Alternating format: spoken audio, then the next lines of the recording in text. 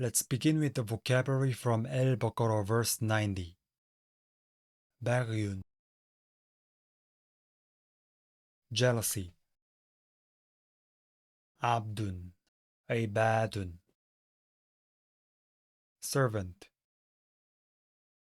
Ghadabun, wrath. Muhinun, humiliating. Now let's turn to Al-Baqarah verse 90. As always, feel free to pause the video for a moment and go over the text yourself. It's 3 pages in total. Now let's go through it together. Our first word is bisama, which is bisa from the root ba hamza sin, plus the relative pronoun ma, meaning evil is what. Bisa is a word used to express blame or condemnation. And ma means what. The next word is ishtarau, meaning they traded. The hamzatu wasl and ta infix indicate form 8 verb, and u ending indicates 3MP perfect. The verbal root is shin ra ye, and the last radical drops because it's a weak letter. Moving on, we get bihi, which is be plus pronoun he. The preposition be goes with the verb ishtarau and is translated as for. And we'll come back to the pronoun he in a moment. Our next word is anfusahum, which is anfusa from the root nun fa sin plus possessive pronoun hum, meaning themselves or their souls. It's an accusative as the direct object of the verb ishtarau. And this pronoun refers back to ma. So this whole sentence is describing ma and can be translated as what they traded their souls for.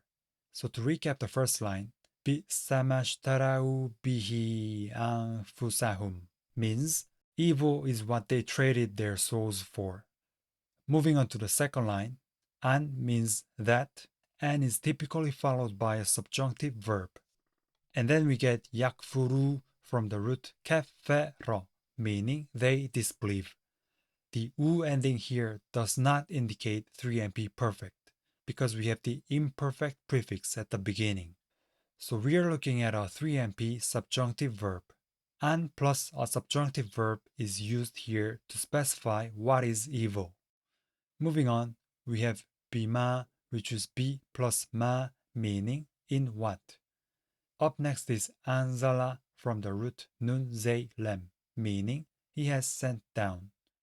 The a prefix indicates form 4 perfect verb. Moving on, we have Allahu, which is in nominative as the subject.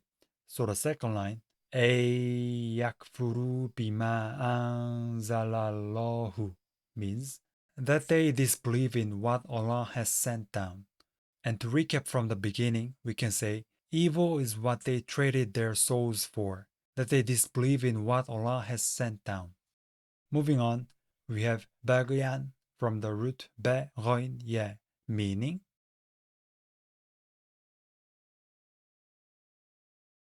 jealousy. It's in the accusative to express the reason, so we translate it as out of jealousy. Our next word is an again, meaning that, and you can guess what kind of verb follows it. That verb is yunazzila from the root nun zay lem, meaning he sends down.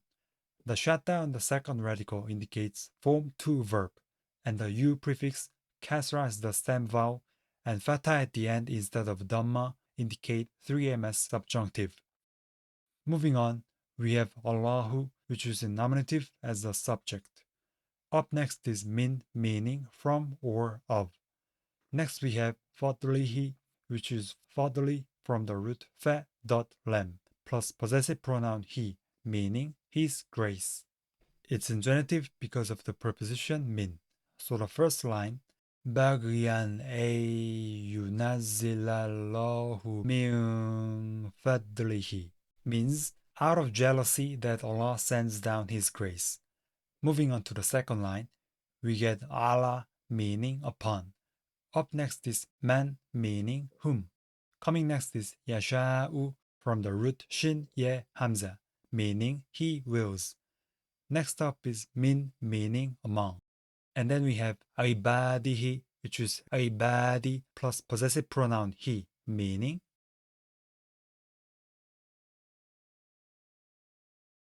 his servants.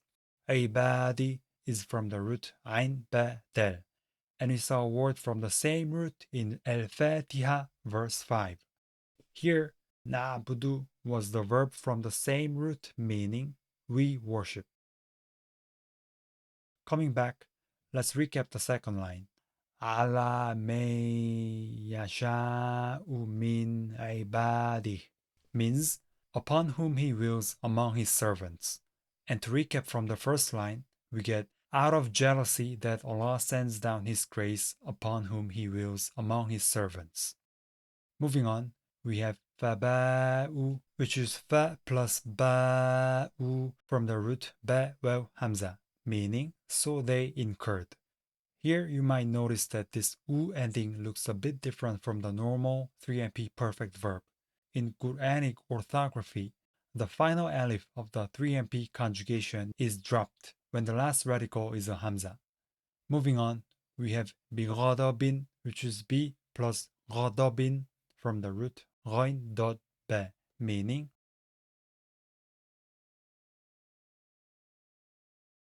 wrath. The preposition be goes with the verb ba'u, and it puts ghadabin in genitive. Up next is ala, meaning upon. And then we get ghadabin again. So here we have a phrase meaning wrath upon wrath. And to recap, فَبَاءُوا بِغَضَبٍ عَلَى غَضَبٍ means so they incurred wrath upon wrath. Moving on to the second line, we have walil kafirina, which is wa plus preposition lam plus el kafirina, meaning and for the disbelievers. Kafirina is in genitive because of the preposition lam. Next we have adhabun from the root ain dhal ba, meaning a punishment. It's in nominative as the subject, and the verb to be is implied. Our final word is muhinun from the root ha waw nun, meaning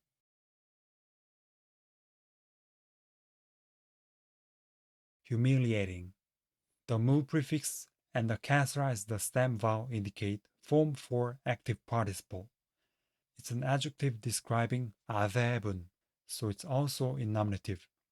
So the second line, walil kafirina adhabun muhin, means and for the disbelievers is a humiliating punishment. Alright, let's wrap up with a recap from the beginning. In English, we can say, evil is what they traded their souls for, that they disbelieve in what Allah has sent down, out of jealousy that Allah sends down His grace upon whom He wills among His servants. So they incurred wrath upon wrath, and for the disbelievers is a humiliating punishment.